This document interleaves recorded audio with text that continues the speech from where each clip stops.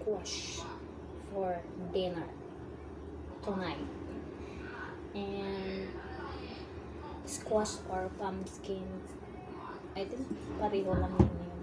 Yun yung tawag nila. Kalabasa, guys. Social mo. May pagka-social mo. Kasi konti lang yung ano. Kami lang dalawa ng alaga ko. Konti lang yung ano na. Good for two. Me and my alaga. Ayan guys. Isa ko na yung kalabasa ko. At saka garlic.